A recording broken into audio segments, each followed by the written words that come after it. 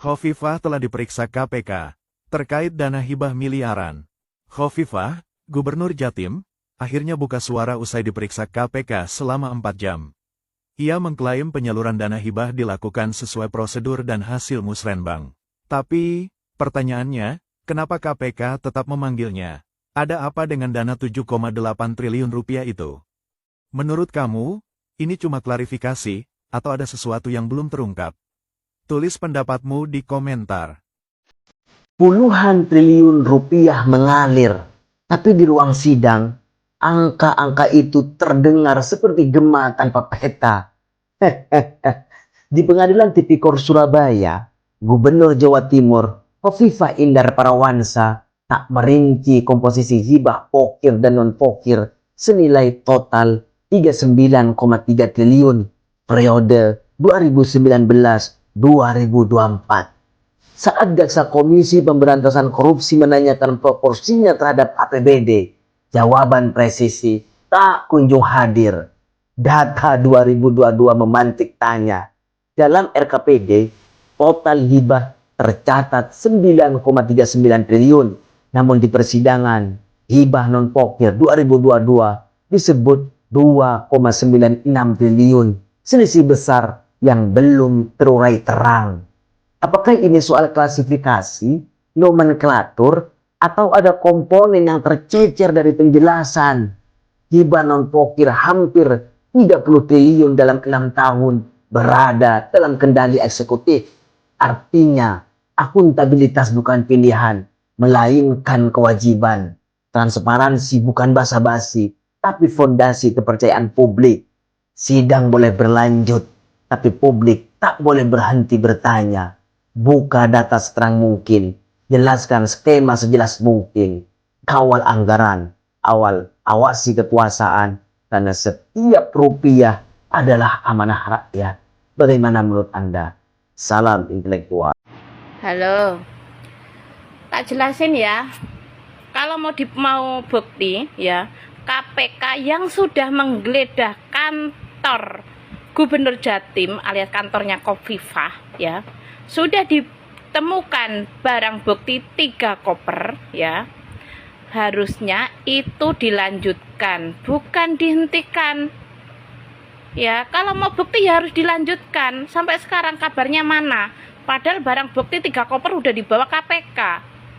Harusnya kamu itu, kalau orang berpikirnya waras ya, kamu gaungkan, ayo suarakan, lanjutkan kasus korupsi dana hibahnya Khovifah. Jangan ngancam-ngancam mentang-mentang didukung oleh Partai Gerindra. Memalukan tau enggak? Masa partai mendukung orang yang korupsi? Katanya mau itu menggaungkan undang-undang perampasan aset koruptor. Tapi gimana? Khovifah ya, koruptor, korupsi uang dana hibah malah dilindungi.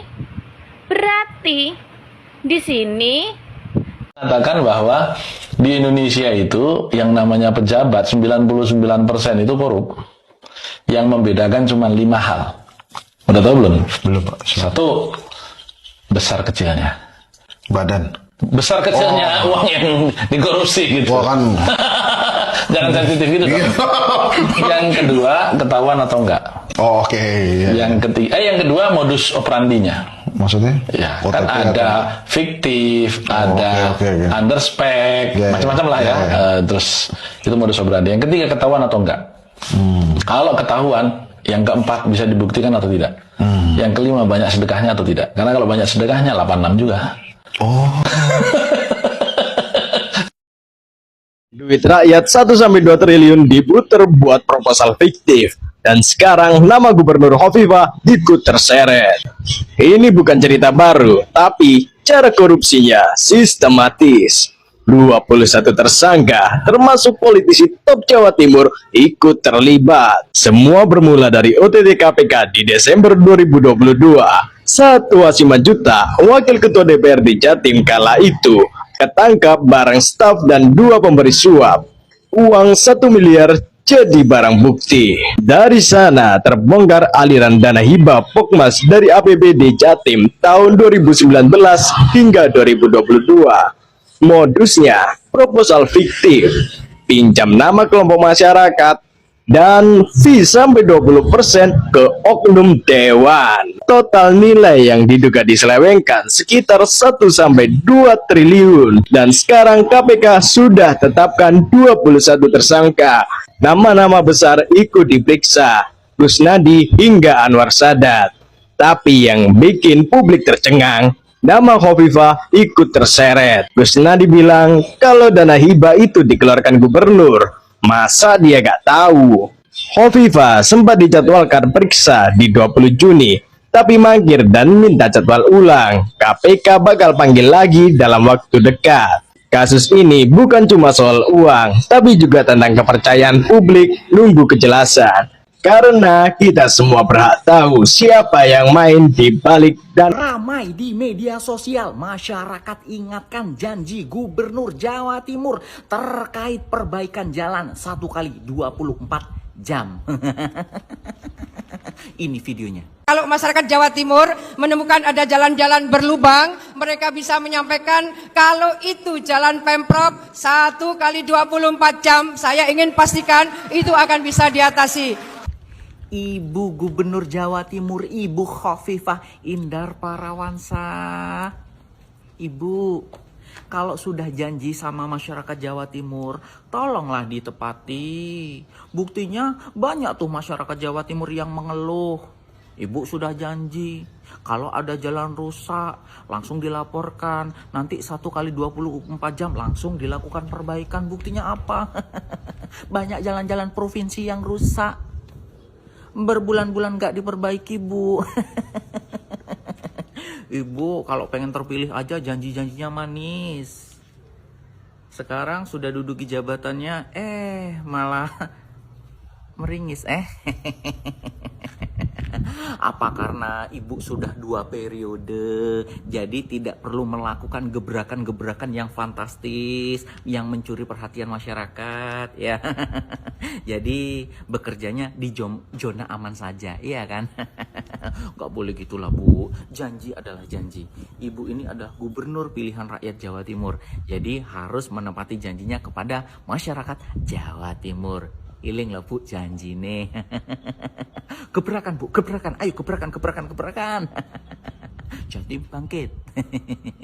Walah, Bu, ditungguin orang seluruh Jawa Timur, malah ngupas mangga. Wahai warga Jawa Timur, yang sabar ya, gubernurmu masih ngurusi buah-buahan. Dari duren jadi jeruk, sekarang pindah mangga. Kira-kira buah-buahan kok lebih penting daripada jalan rusak? Lebih penting daripada pendidikan Jawa Timur? Janjinya jalan provinsi rusak, lapor 24 jam beres. Ternyata gombal. Yang lain melakukan pengampunan pajak kendaraan bermotor Jawa Timur, mana peduli gubernurnya. Kang Deddy Mulyadi apa nggak bisa dipinjam pakai di Jatim ya?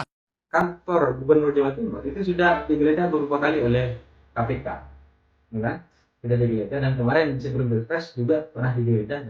Dan itu bukan hanya kantor gubernur, tapi kantor-kantor beberapa juga, juga sekretaris kita, ada banyak kantor di pemerintahan provinsi Jawa Timur kemudian telah dilakukan beberapa korupsi dan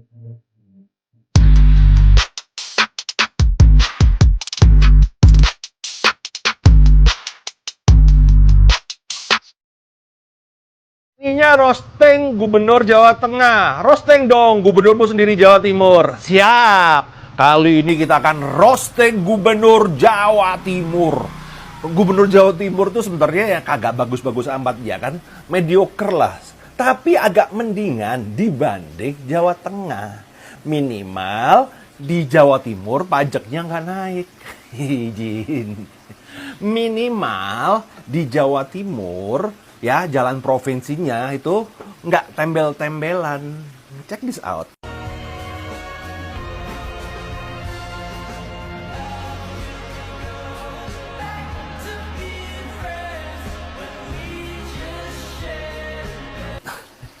Izin. Minimal di Jawa Timur itu bupatinya itu nggak ada 3 yang ketangkep KPK. Izin. Minimal di Jawa Timur kalau bangun jalan ya kan itu yang biayain pemerintah, bukan swadaya kayak di Jawa Tengah. Izin.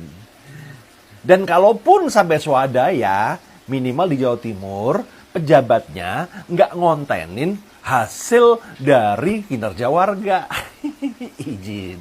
Jadi sebenarnya Jawa Timur itu sebenarnya jelek gitu, dibanding Jawa Barat, ya kan? Tapi karena ada Jawa Tengah, jadi kejelekan Jawa Timur tuh terselamatkan. Mohon maaf ya teman-teman Jawa Tengah.